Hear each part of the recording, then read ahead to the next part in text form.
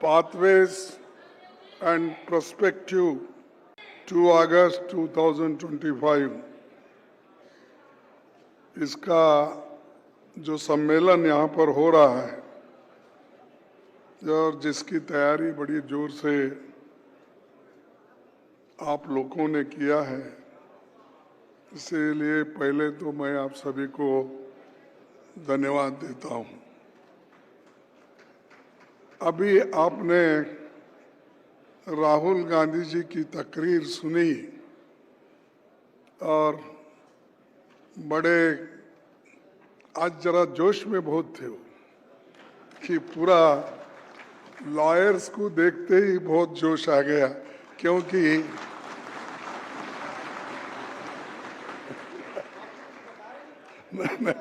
नहीं तो जोश ज्यादा आया इसलिए कि मेरे संविधान को बचाने वाले लोग यहाँ पर पूरे भर गए हैं।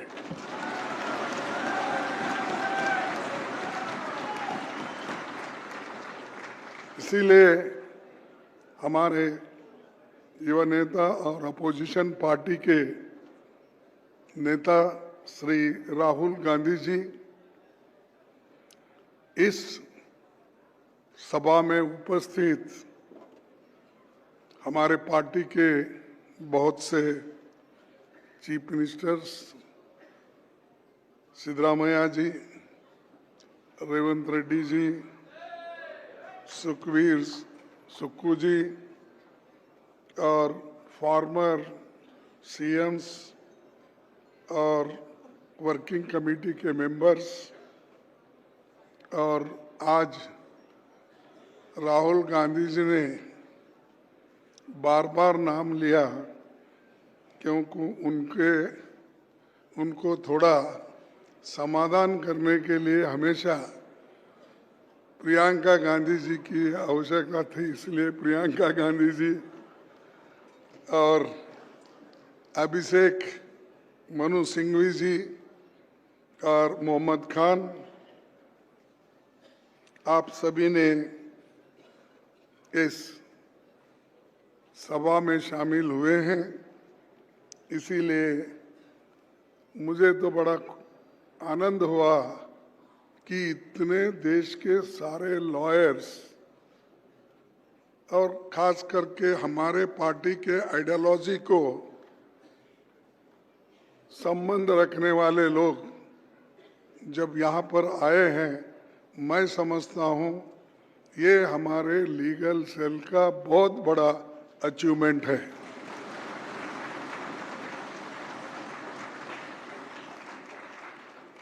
आज हम एक अत्यंत महत्वपूर्ण विषय कॉन्स्टिट्यूशनल चैलेंजेस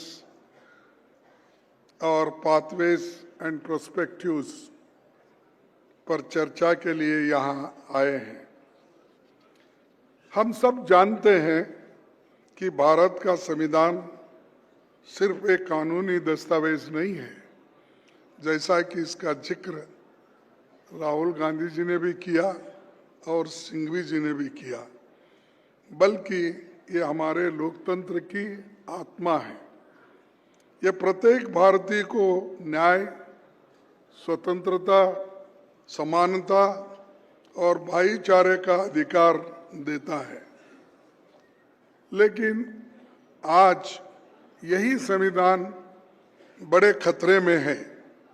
सत्ता में बैठे नेता उसके मूल स्वरूप को बदलने की बात कर रहे हैं। बीजेपी, आरएसएस के बड़े बड़े नेताओं का इरादा है कि संविधान के प्रियम्बल से सोशलिस्ट और सेक्युलर शब्द को हटा दी जाए। इतना ही नहीं, अगर उनको लास्ट इलेक्शन में इन्हें 2024 के चुनाव में 400 सीट मिलते तो वो निश्चित रूप से संविधान ही बदल देते थे। लेकिन ये आपकी ताकत है, इस देश की जनता की ताकत है और करोड़ों जो मतदार है, वोटर्स है, उन्होंने दिशा बदल दी। और मैं ये कहूँगा कि जो 400 पार कहते थे, उनके मुंह पे तमाचा मारा।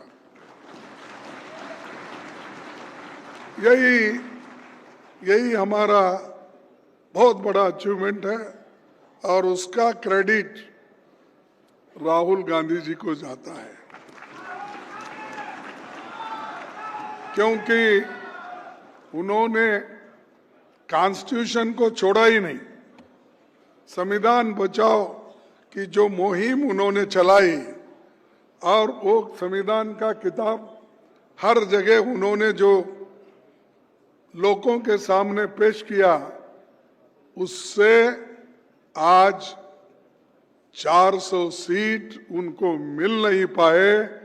संविधान जो खतरे में था उसको अगर किसी ने बचाया तो हमारे अपोजिशन लीडर राहुल गांधी जी ने बचाया।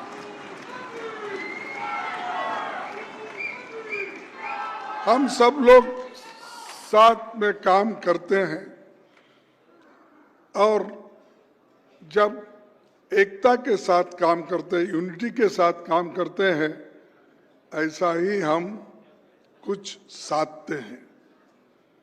ये वही लोग हैं जो मैंने पहले कहा कि संविधान में से, प्रियम्बल में से सेक्युलर और सोशलिस्ट शब्द को निकालने की कोशिश की थी, लेकिन मैं आपको बताना चाहता हूं कि यही लोग जिन्होंने अपने पार्टी के संविधान में सोशलिस्ट और सेक्युलर शब्द रखा है, आप बीजेपी आरएसएस के चाल को समझते हैं। अगर आप बीजेपी की जो उनका पार्टी का संविधान है या उनके पार्टी का जो ये है अपना क्या कहते हैं, उनके पार्टी का जो एक कॉन्स्टिट्यूशन बना हुआ है, उस कॉन्स्टिट्यूशन में जो प्रियम्बल संविधान में है वही शब्द पूरे उनके कॉन्स्टिट्यूशन, पार्टी के कॉन्स्टिट्यूशन में है। अब वो बाहर कहते हैं कि हम सेक्युलर और सोशलिस्ट शब्द को निकालेंगे। भाई आप निकाल ही नहीं सकते, क्योंकि इतनी ताकत आपके पास नहीं है जो ताकत हिंदुस्तान के वोटरों के पास है। तो दोस्तों, ये जो उनका दोहरा चेहरा है और वो हमेशा कुछ ना कुछ नया लाके लोगों को गुमराह करते हैं। लोकतंत्र की रक्षा की जिम्मेवारी तो न्यायपालिका, चुनाव आयोग और मीडिया की होती है, इसीलिए इनकी स्वतंत्रता जरूरी है। लेकिन जब एक न्यायाधीश धर्म विशेष के लोगों के लिए अपशब्द से संबोधन करे और उस पर कोई कार्रवाई ना हो, और जब सरकार मुख्य चुनाव आयुक्त की नियुक्ति की प्रक्रिया से चीफ जस्टिस ऑफ इंडिया को हटा दे या मीडिया पूंजीपतियों के माध्यम से नियंत्रित करे, तो ये लोकतंत्र नहीं, ये तानाशाही है।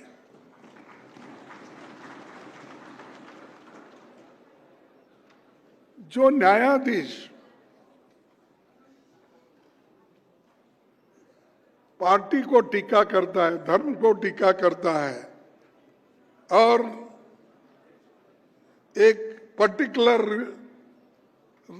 रिलीजन को लेके बात करता है, वो न्यायाधीश नहीं है, वो तो देश के लिए, संविधान के लिए खतरा आरएसएस का न्यायाधीश है।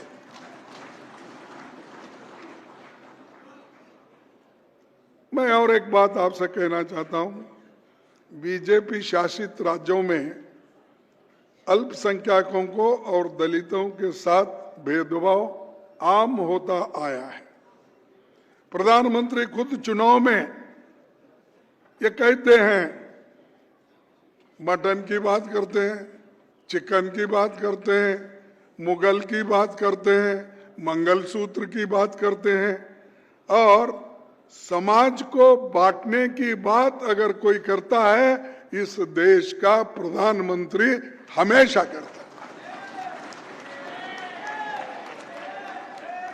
अरे उसको संविधान बचाने के लिए लोगों ने चुन के यहाँ पर लाया और संविधान को जो संविधान अनुष्ठान में लाने के लिए उनको लोगों ने चुना, लेकिन संविधान को अगर कोई कुचल रहा है, ये प्रधानमंत्री कुचल रहे हैं, ये बीजेपी कुचल रही है।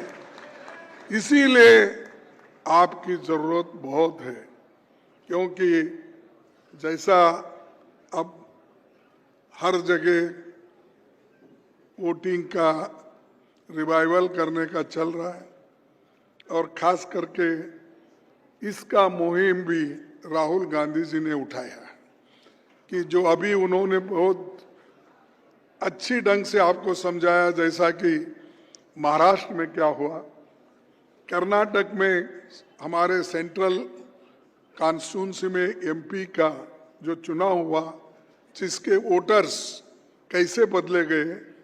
10 बाय 10 के घर में रूम में अगर 90 लोगों का वोटर लिस्ट होता है और महाराष्ट्र में एक हॉस्टल में अगर 9000 वोटर्स होते हैं, तो आप समझिए ये क्या इलेक्शन कमीशन है, क्या ये कठपुतली मोदी जी की कठपुतली है। आप देखिए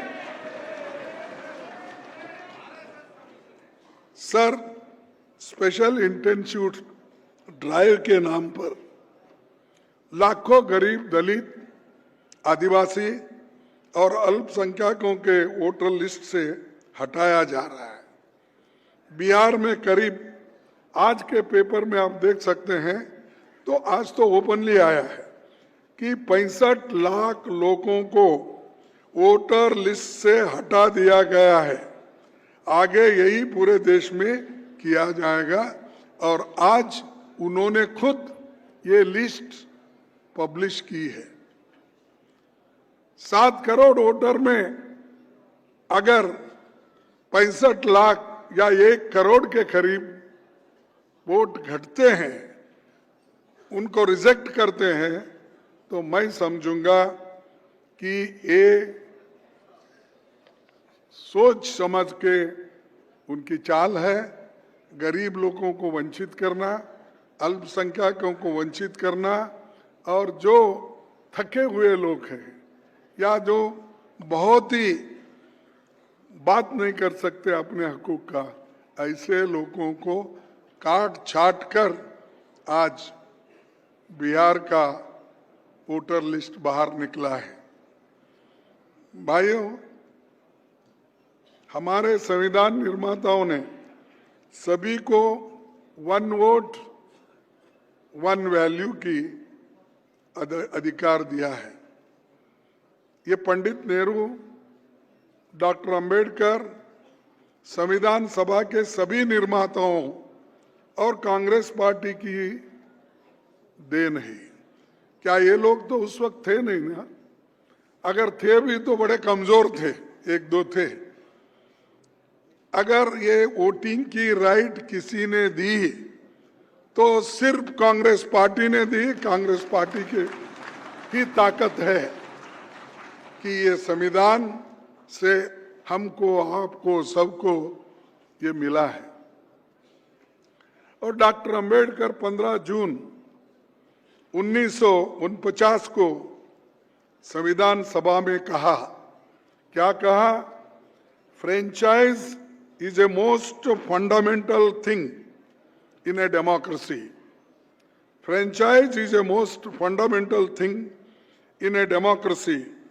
कोई भी व्यक्ति जिसे हमारे संविधान के हिसाब से वोटर लिस्ट में शामिल किया जाना चाहिए, उसे किसी लोकल गवर्नमेंट के प्रिजुडिसेस या किसी ऑफिसर की विम पर बाहर नहीं किया जाना चाहिए।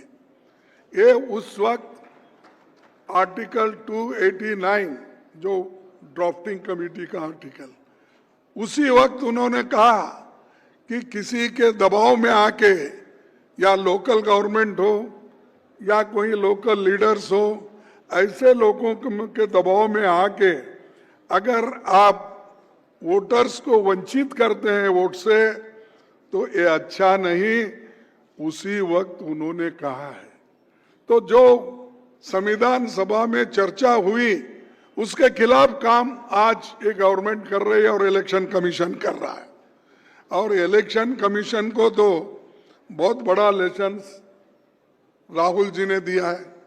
उनको कहा कि आओ देखो हम आपको दिखाएंगे, लेकिन इलेक्शन कमीशन पाप बेचारा वो भी परेशान है, क्योंकि अब वो कहा, सच कहा तो वहां रह नहीं सकता, अगर झूठ बोला तो लोग छोड़ते नहीं उसको।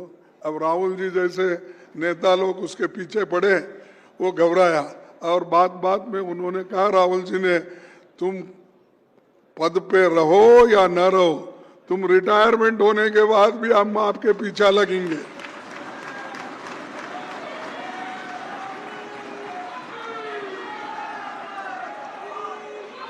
अब ये राहुल गांधी जी जब ये बात कहे तो वो भी परेशान है। हम क्या करना, इधर तो झूठ बोलो, इसकी आदत बीजेपी ने डाली है और सरकार हमको धमकी दे रही है, उधर रूल्स के मुताबिक अगर आप नहीं चलेंगे या नहीं करेंगे हम आपको छोड़ेंगे नहीं। तो इसके बीच वो भी लोग थोड़ा परेशान है और हमको तो काम करना है और इससे आगे बढ़ना भी है। आज बीजेपी सरकार और चुनाव आयोग की वजह से ही संवैधानिक अधिकार खतरे में है। सुप्रीम कोर्ट ने इसकी गंभीरता समझी, लेकिन सुप्रीम कोर्ट की बार बार सलाह के बावजूद चुनाव आयोग ने Aadhaar card, voter list, ID, ration card आदि डॉक्यूमेंट्स को अपनी लिस्ट में शामिल नहीं किया था। इसको करने के लिए उन्होंने ओरल इंस्ट्रक्शंस भी दिया था, लेकिन इन्होंने नहीं किया, नहीं करना भी चाहते हैं, क्योंकि ये सब लोग अगर हम वोटर लिस्ट में डालेंगे, ये लोग देश के हित में कांग्रेस को ही वोट देंगे, ये समझकर उन्होंने इन लोगों को वो निकाल रहे हैं। ये गलत है। एक बार वोटर लिस्ट में लाओ, वो डेमोक्रेसी में किसी को भी वोट दे सकते हैं, लेकिन चुन चुन के ये काम कर रहे हैं। और जैसा राहुल जी ने कहा, और हम ये कहेंगे, कांग्रेस पार्टी उनको नहीं छोड़ेगी।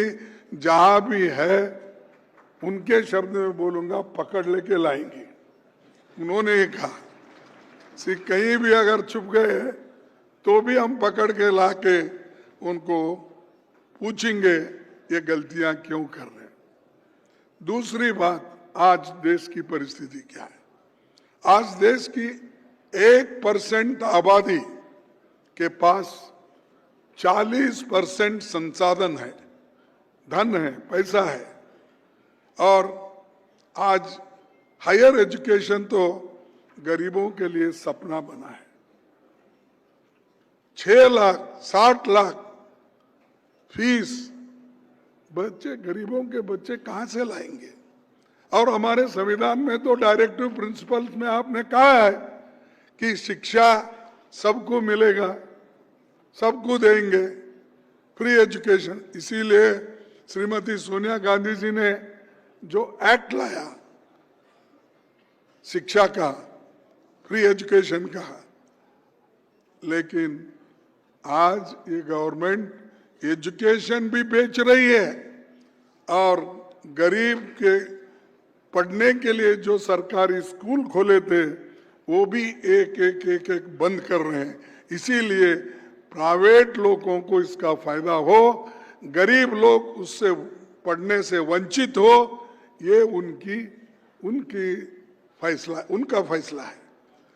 तो हमको ये सब चीजें बताना है, स्वास्थ्य के लिए, शिक्षण के लिए, न्याय के लिए, समानता के लिए, ये हम सबको कुछ करना है।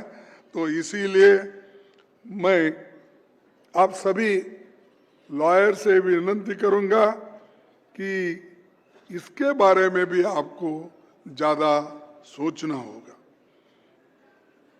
आज विपक्षी सरकारों को गिराकर अल्पमत की सरकारें बनाना, नेताओं पर झूठे मुकदमे चलाना, सरकार से प्रश्न पूछने वाले लोगों को जेल में डाल देना, आरटीआई कार्यकर्ताओं का हत्या करना और आरटीआई कानून को कमजोर करना, ये न्यू इंडिया का न्यू नॉर्मल बन गया है।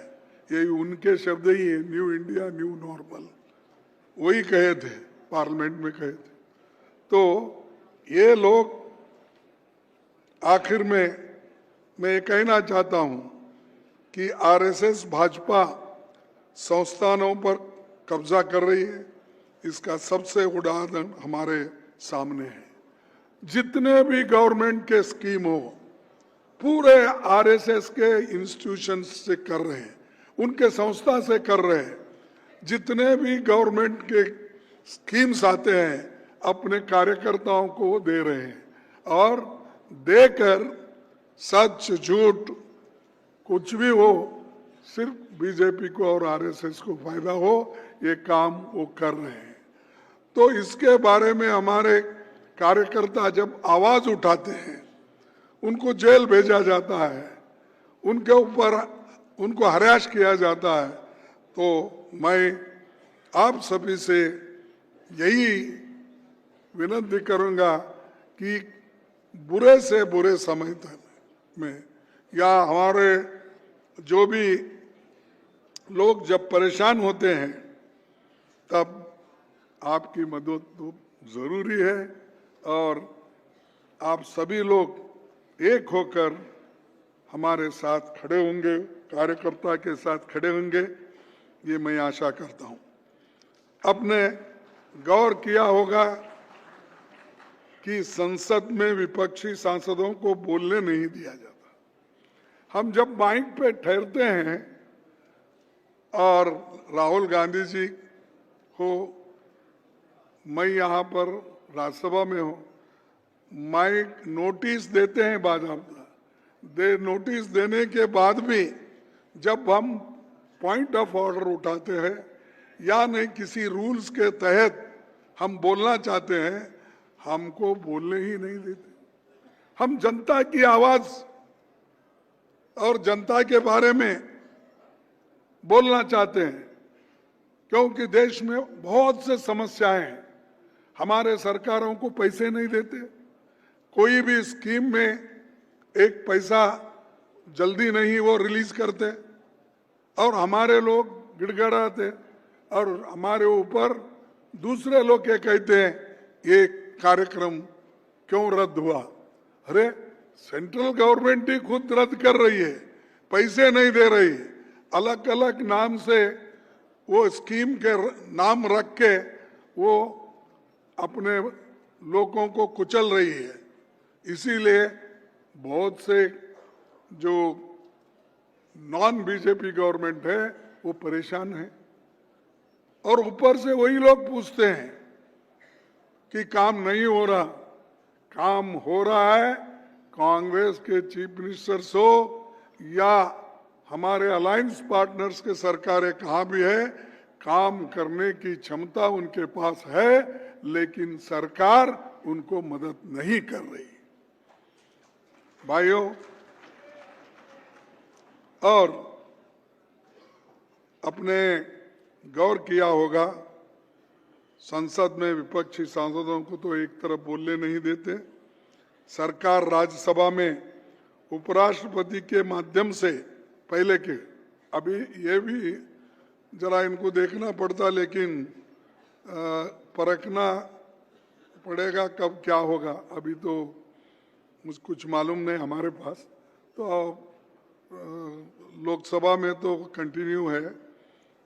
सांसदों को आवाज दबा रही है, रिकॉर्ड सांसदों को सस्पेंड किया जा रहा है। बीजेपी और मोदी जी बहुत खुश थे जब पहले के चेयरमैन थे हमारे, वो जब हमको बाहर निकालते थे, दबा देते थे, कुछ कुछ हमारे खिलाफ बोलते थे और सस्पेंड करे। एक तो हमारे महिला एमपी को 7 महीने सस्पेंड किया, मिसेस पाटिल को 7 महीने, एक नहीं दो। ये इनकी डेमोक्रेसी है। और ये सब कौन किया? ये चेयरमैन ने ही किया। लेकिन एक दिन उनको एहसास हुआ कि उनकी कॉन्स्टिट्यूशन के मुताबिक उनकी अहमियत क्या है, ये एहसास हुआ। उन्हें लगा कि वो इंडिपेंडेंट इंस्टीट्यूशन है, मेरा भी कुछ है, ये समझने वो लगे। उनका कार्यकाल इतिहास में दर्ज होगा और आगे याद किया जाएगा। तो वो स्वतंत्र होकर बात करने लगे। जब वो स्वतंत्र होकर बात करने लगे, वो रूल्स की तहत अपने आप को असर्ट करने लगे। उन्होंने इलाहाबाद जज शेखर यादव और जज यशवंत वर्मा के इम्पीचमेंट का मोशन स्वीकार करने के बाद में इनको ऐसा लगा ये वीपी, ये चेयरमैन हमारे हाथ में रहने वाला नहीं है, ये सब हमारे खिलाफ जाने वाला है, इसको पहले निकालो। तो उन्होंने उनको थ्रेट किया, या तो तुम विड्रॉ करो जो एडमिट किए हैं मोशन, या तो विड्रॉ करो या तो आप रेसिग्नेशन दो। तब ये धमकी देने के बाद उन्होंने कहा मैं विड्रॉ तो नहीं करता, मैं रिसिग्नेशन देता हूं। तो उन्होंने रिसिग्नेशन दिया। तो ऐसा दबाव हर एक पर वो डालते हैं और डाल रहे हैं, लेकिन वो दबाव कांग्रेस पे नहीं चलेगा। कांग्रेस के लोग डरने वाले नहीं हैं। अरे कांग्रेस के लोग तो इस देश को आजादी दिलाए हैं, मरे हैं, सूली पे चढ़े हैं, वो डरते हैं। देश के एकता के लिए इंदिरा गांधी जी ने अपनी जान दी, राजीव गांधी जी ने अपनी जान दी, और जो लोग, जो फैमिली देश के एकता के लिए जान देती है, क्या ऐसे लोगों को, छोटे मोटे लोगों को डरती है?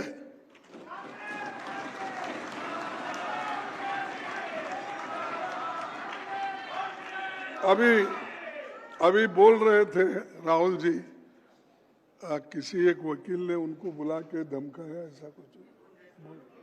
हाँ, अरुण जेटली, ठीक बोले। तो अरुण जेटली डरा। अरे वो किसी को डरने वाले ही नहीं, अब अरुण जेटली को क्या डरेंगे? क्योंकि सच जो बोलता है और सच्चाई पे जो चलता है, उसको कोई डरा नहीं सकता।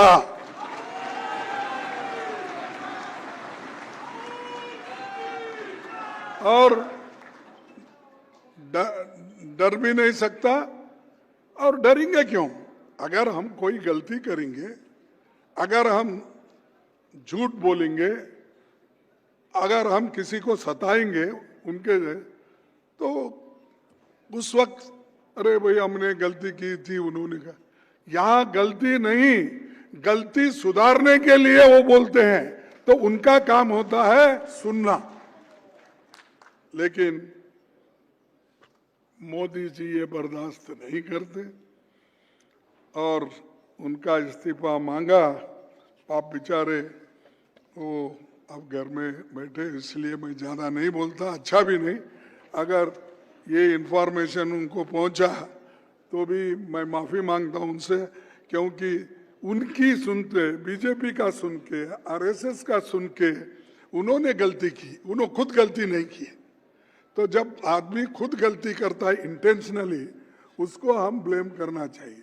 लेकिन इन्होंने तो उनके तरफ से गलती की, उनको बचाने के लिए झूठ बोला, अपने आप को बचाने के लिए नहीं। तो इसीलिए मैं आज ये भी आपके सामने ये बात रखना चाहता हूं, किस ढंग से वो चेयरमैन को भी डराते हैं। अब दूसरे लोगों को तो कितने डराए होंगे उन्होंने। और एक कल ही मैंने एक उपसभापति को पत्र लिखकर सदन के अंदर हमारे पास सीआईएसएफ के मौजूदगी के बारे में आपत्ति जताई। अरे कभी पार्लियामेंट में कोई लोग बाहर के लोग नहीं आ सकते, उनकी सिक्योरिटी रहती है और वो सिक्योरिटी वाले ही हमारे को देखते हैं, काम करते हैं, मदद करते हैं। लेकिन उन्होंने ऐसा किया कि बाहर के लोग को हस्तक्षेप करने के लिए सदन में लाया। ये लेटर भी मैं कल लिखा हूं, आज आप देखे होंगे पेपर में भी आया है। और इसीलिए उस वक्त संविधान निर्माताओं ने पार्लियामेंट्री सिक्योरिटी सर्विस की स्थापना की। इसके अधिकारों को संसद के अनुरूप काम करने की ट्रेनिंग दी जाती थी। इसका कंट्रोल लोकसभा अध्यक्ष और राज्यसभा के सभापति के हाथ में था। लेकिन वो निकाल कर आज वो लोग सीआईएसएफ को अंदर बुला रहे हैं। ऐसा भाग के आते हैं कि जैसा कि टेररिस्ट को मार रहे हैं। टेररिस्ट को तो जल्दी मार नहीं सके, हम लोगों को मारने के लिए आ रहे हैं अंदर घुसपैठ। हम ताजुब हो गए क्योंकि हमने नहीं देखा, 15-20 साल से पार्लियामेंट में हम आते हैं, देखे हैं। तो वो आते थे सफेद कपड़े पहन के, वहाँ के वॉलंटियर्स या जो सिक्योरिटी के ऑफिसर थे वो आते थे, वो मदद करते थे। लेकिन काले कपड़े पहन के इधर से एक 10 उधर से एक दर दर दर दर दर आ जाते हैं। अरे हम बोले क्या हो गया, कुछ बॉम्ब गिरा, क्या होगा, क्या टेररिस्ट अटैक जैसा उनके जमाने में पार्लियामेंट को हुआ ऐसा कुछ हुआ क्या? डर गए हम, क्योंकि ये पहली बार देख रहे ना हम, इससे पहले नहीं देखे। तो ये ऐसे काम कर रहे हैं क्योंकि ये भी हमारे होम मिनिस्टर के हाथ में है। पार्लियामेंट का अधिकार उन्होंने लिया है, सब अधिकार ले रहे उन्होंने, लेकर वो आगे क्या बनना चाहते हैं मुझे मालूम नहीं। सीआईएसएफ सीधा गृह मंत्री को रिपोर्ट करता है। उनकी तैनाती विपक्षी सांसदों को दबाने और डराने का प्रयास है। हम सरकार के इस कदम की घोर निंदा करते हैं। कांग्रेस पार्टी ने संविधान का निर्माण किया और समतावादी समाज की रचना की। हमारी पार्टी ही इन मूल्यों को जीवित रख सकती है। हमें लोकतंत्र की गरिमा को बचाने के लिए लगातार कोशिश करनी होगी। इस काम में आपका योगदान बहुत महत्वपूर्ण होगा।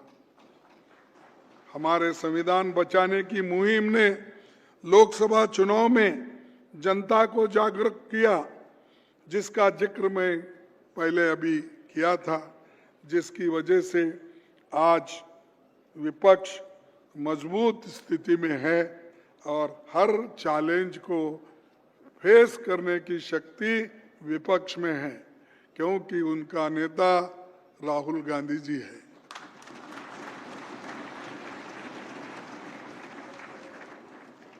और अब आप और हम सब जब मिल के काम करते हैं तो हमको कोई डरा नहीं सकता।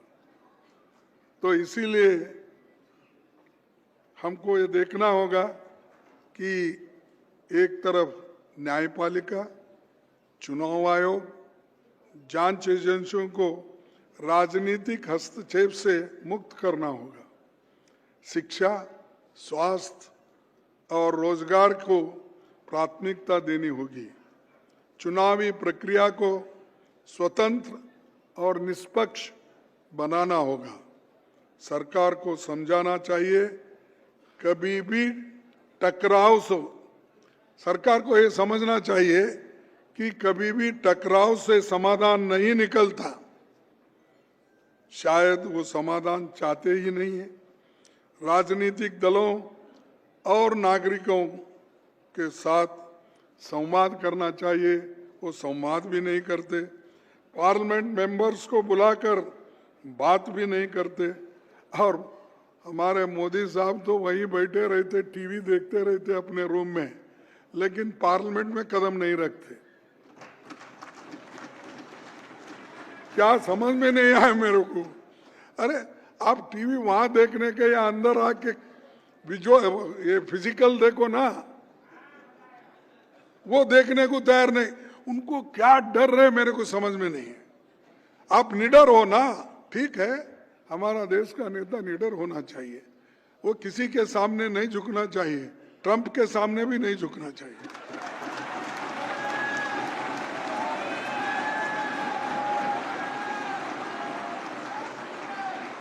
अरे तो इसीलिए कभी कभी बार बार मुझे याद आता है कि राहुल गांधी मोदी डरपुक है बोलते, मैं वैसा बोलूँ तो मैं बोला नहीं साहब, डरपुक कैसा होता है।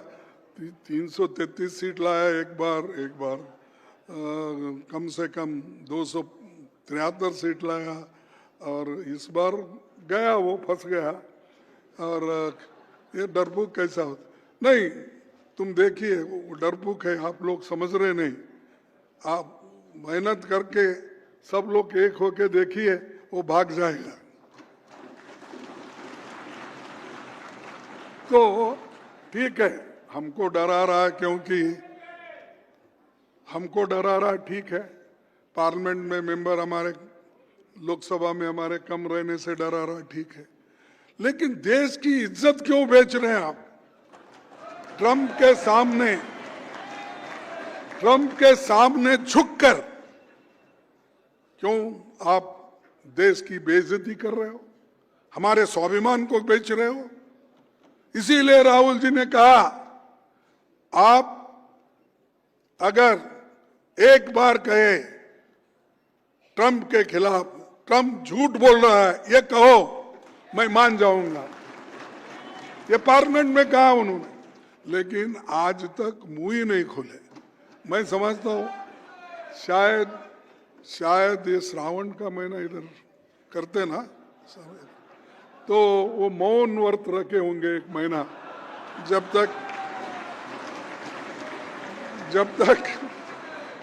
तक ये महीना खत्म नहीं होगा, जब तक हमारा सेशन खत्म नहीं होगा, तब तक वो मौन व्रत रखे हैं। तो डर के नहीं, वो मौन व्रत रखे, क्योंकि भगवान से आए ना, वो क्या है, नॉन बायोलॉजिकल ये है, इसीलिए वो किसी को ये नहीं करता। तो इसीलिए ऐसा आदमी इस देश के प्रधानमंत्री बने। अगर ऐसा ही चला तो देश का तो दिवाला उठ जाएगा। और हम नहीं बोल रहे, दूसरे लोग भी बोल रहे। और जो राहुल जी ने कहा कि ये लोग दिवाला उड़ाने वाले हैं, दिवाला उड़ गया अभी। तो इसको हमको बचाना है। खुशी नहीं है, देश का अगर आर्थिक स्थिति कमजोर हो गई, हमारे बच्चों को शिक्षण नहीं मिल रहा, हमारे लोगों को स्वास्थ्य का ये नहीं है, फैसिलिटीज नहीं है, तो हमारी जनता मरेगी ना। हमारा तो 140 करोड़ जनता को अच्छा स्थिति में रखना हमारा भी फर्ज है, हम उसलिए कोशिश करते हैं। लेकिन ये लोग हमेशा यही करते हैं, युवाओं को संविधान का विरासत का रक्षक बनाना होगा, उन्हें उनके अधिकारों और कर्तव्यों के प्रति जागरूक कर जवाबदेही के लिए प्रेरित करना होगा। ये सब हमारी जिम्मेदारी है। मीडिया और हर नागरिक को वॉचडॉग की भूमिका निभानी होगी, तभी जीत हमारी होगी। इतिहास साक्षी है, सच हमेशा जीतता है, और सच अगर जीतता है तो हम सब लोग सच के साथी हैं।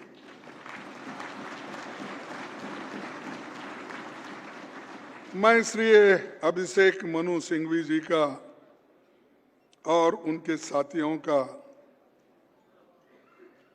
अभिनंदन करता हूं कि उन्होंने आज एक कार्यक्रम आयोजित किया और अपने को दिल की बात बोलने के लिए मौका दिए। और मैं आप सबको बधाई भी देता हूं कि आप देश के कोने कोने से आए हो, इसीलिए आप हमसे ज़्यादा तकलीफ उठा के इस सम्मेलन में शामिल हो गए हो। तो आप सभी को इसकी सफलता का शुभकामनाएं। और इसी के साथ सिर्फ 2 मिनट में आपका लेता हूं और अपने बात को खत्म करता हूं। इसी के साथ मैं बताना चाहता हूं कि बीजेपी और हमारे विरोधी लोगों का जिन राज्यों में शासन है, वहां हमारे वर्कर्स के खिलाफ सच बोलने पर झूठे मुकदमे किए जाते हैं और उन्हें डराने के लिए, उनका मुंह बंद करने के लिए उनके परिवार वालों को उसके ऊपर केस डालते हैं और उनको हरासमेंट करते हैं और उनको डिमोरलाइज करते हैं ताकि वो कांग्रेस के साथ न जुड़े। तो हमारे संगठन को मार पड़ती है इससे, क्योंकि लोग डरते हैं, अरे ये पुलिस में गए तो कोई पूछता नहीं, कलेक्टर के पास गए तो कोई पूछता नहीं। तो इसीलिए बड़े बड़े लोग ही आगे पीछे देखते हैं और हमारे संगठन में वर्कर्स मार खाता है। हमेशा वर्कर्स आगे रहता है, वो मार खाता है, लेकिन बड़े बड़े लोग कभी कभी चले जाते हैं। लेकिन मेरे को शुरू में लगा साहब, तो मैं बोलना क्या नहीं बोलना छोड़ देता हूँ, भी बोलना ठीक नहीं है इस संदर्भ में। छोटा कार्यकर्ता बेचारा क्या करेगा। कहीं बड़े बड़े लोग ये शाह के वॉशिंग मशीन में गए, कोई राज्यसभा मेंबर बना, कोई एमएलए बना, कोई मिनिस्टर बना।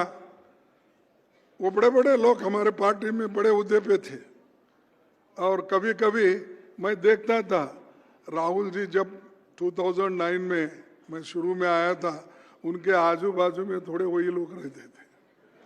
तो देखने के बाद मेरे को देखने के बाद ऐसा लगता था, ये भाई ये हमारे आदमी को ये लोगों ने घेर लिया है।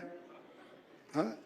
हमारे जो लोग हैं, आइडियोलॉजी पे जो विश्वास रख के लोग बैठे हैं, तो ये कब्जा तो ये लोग कर दिया, आजू बाजू यही लोग हैं।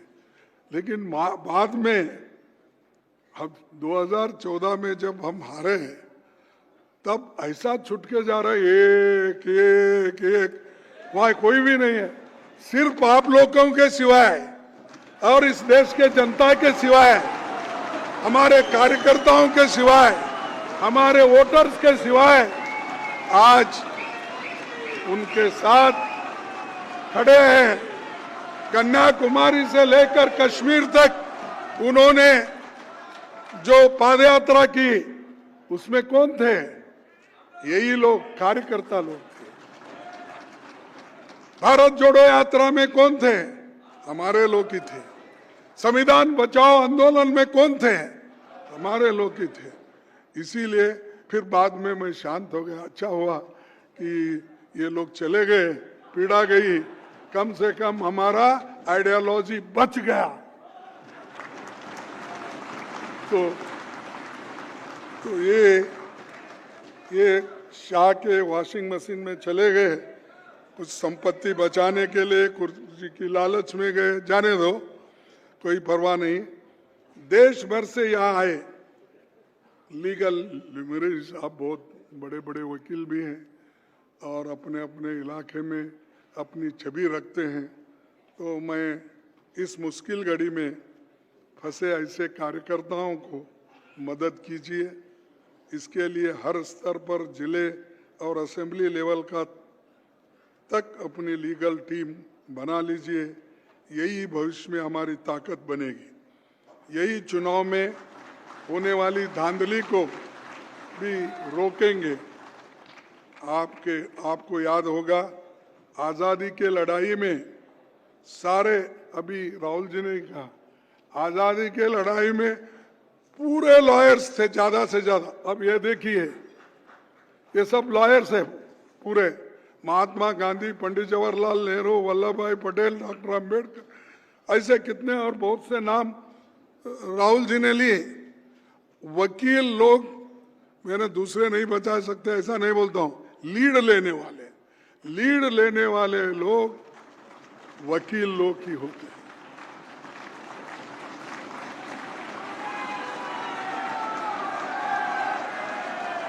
तो इसीलिए मैं आप सभी को धन्यवाद के साथ यही आपसे रिक्वेस्ट है,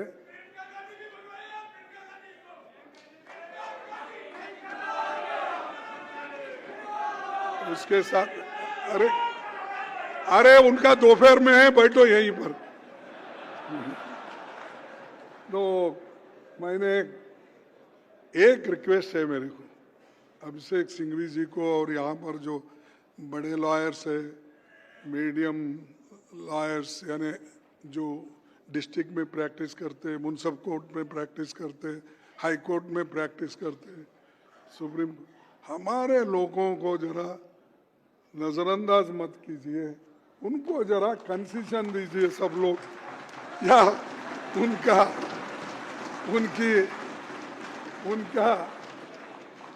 आप गरीब लोग रहते हैं तो डिस्ट्रिक्ट कोर्ट हो या हाई कोर्ट हो, वो पहुंच नहीं सकते यहाँ तक। और जो पार्टी का काम करते हैं, मैं किसी और का नहीं बोलता हूँ, जो पार्टी के लिए मर मिटते हैं या पार्टी के लिए काम करते हैं, उनका काम आप कीजिए और उनको हिम्मत दीजिए ता वो लड़ सकते हैं। बस मैं आप सबको धन्यवाद देता हूं, इतने जोश के साथ आपने आया, राहुल जी की बात और हमारी बात आपने सुनी। फिर एक बार आपको धन्यवाद देते हुए जय हिंद, जय कांग्रेस।